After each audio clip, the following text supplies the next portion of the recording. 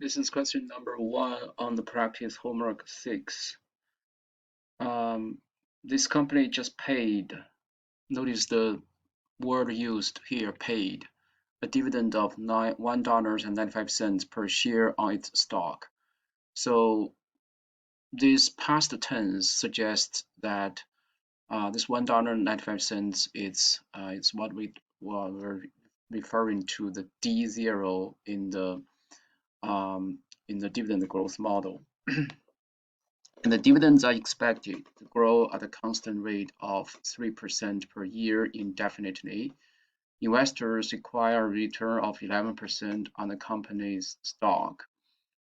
So first part of the question is, what is the current stock price? Notice the rounding requirement. Do not round intermediate calculations and round your answer to 2 decimal places. So I'm gonna, as usual, I'm gonna use Excel to solve this question because that can automatically meet this not round intermediate calculations requirement, and it's very easy to adjust the number of decimal places. Um, so let me first put the year number here. So this is 0, 1, and 2, 3, 4, 5, 6. Okay, and then I'm gonna put the dividend. So as I said, the $1.95 refers to D0. So year 0 dividend is $1.95. And the question also gives us the small g, right? That's the growth rate of dividends. So let me put that information actually here instead of below, just to show that this is a separate input. So here is 3%, and then I also provided with this so-called R, which is the required with a return, that's 11%. And why do I need this information? Because remember, as we talk about in this session, the dividend growth model, the formula for that model is that the V, which is the intrinsic value of dividend, let me just put a subscript here to refer to the time period that we are calculating this intrinsic value for. So the current date is 0, so V0 should be D1. Notice here is not D0, it's actually the expected dividend in the next period, and divided by the required rate of return and minus the growth rate of dividend. So that's basically the formula, and you can extend that formula to any time period. Right? For example, if you want to calculate the intrinsic value of the stock in year 3, then V3 should be equal to D4, which is the next dividend, and then divided by R minus G. And V5 should be equal to D6, and then divided by R minus G, so on and so forth. So that's how we can calculate this the intrinsic value, hence the stock price. It's actually suggesting that the stock price equals the intrinsic value based on so-called market efficiency, I guess. And then you can see that the next question is in 3 years and in 6 years, and next one is 6 years.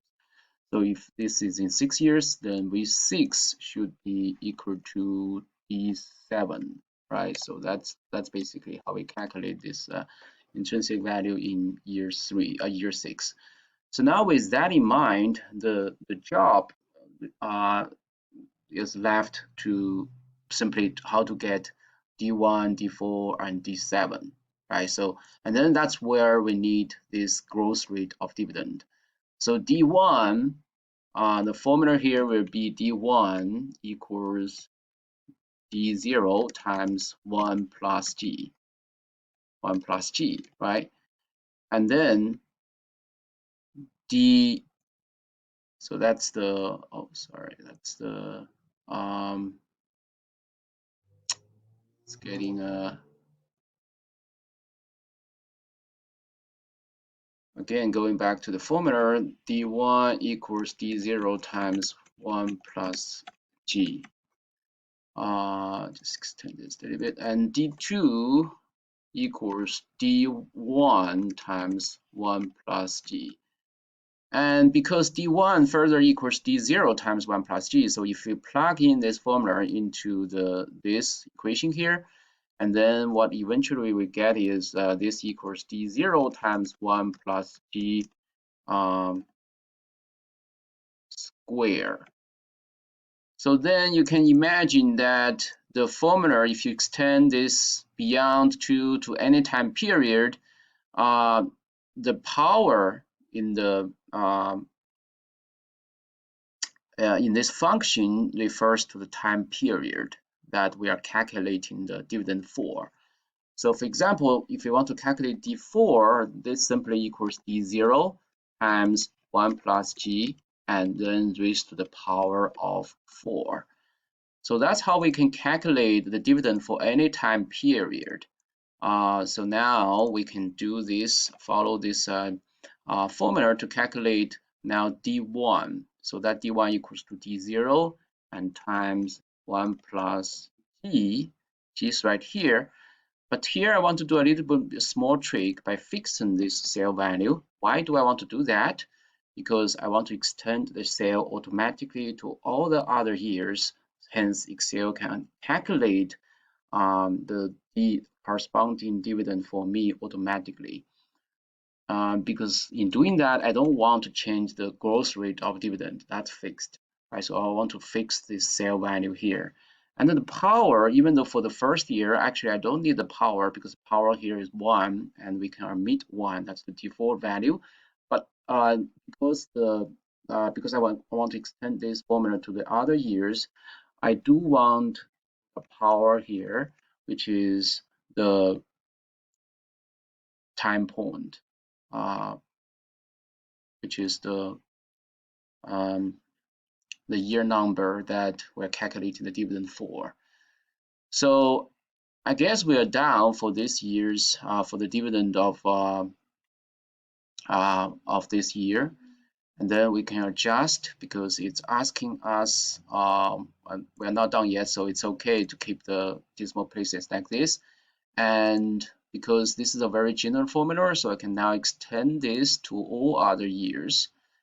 And you can see that, and this is year 7, and you can see that this actually, for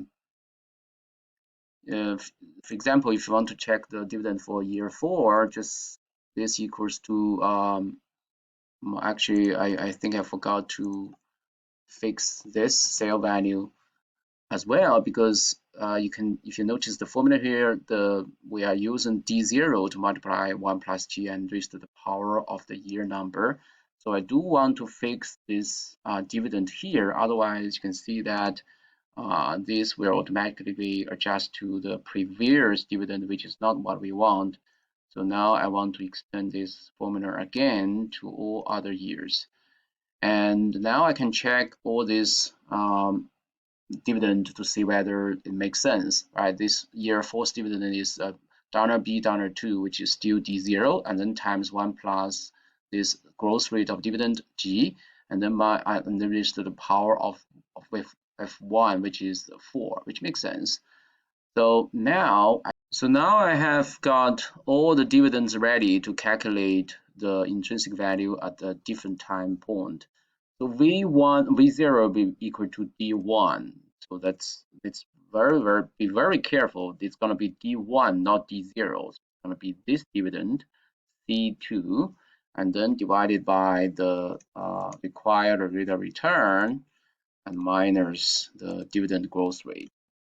And similarly, and you can see that this already keeps only 2 decimal places. Otherwise, you need to adjust this to keep 2 decimal places in accordance to the rounding requirement. And V3 will be equal to D4, which is going to be D4 is right here. So what we will need is this number here, and then divided by the required rate of return and minus the growth rate of dividend. And then V6 will be equal to D7, which is I2 right here, and then divided by the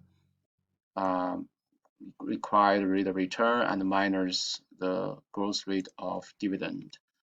So you see that all these cells automatically also already kept only 2 decimal places, but that's not the default case. So sometimes you do need to adjust the decimal requirement, decimal numbers in order to um, meet the rounding requirement. So now let me copy all this number back and check my work.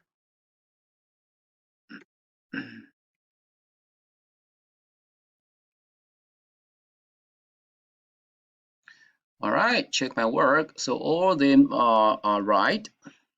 All of them are right.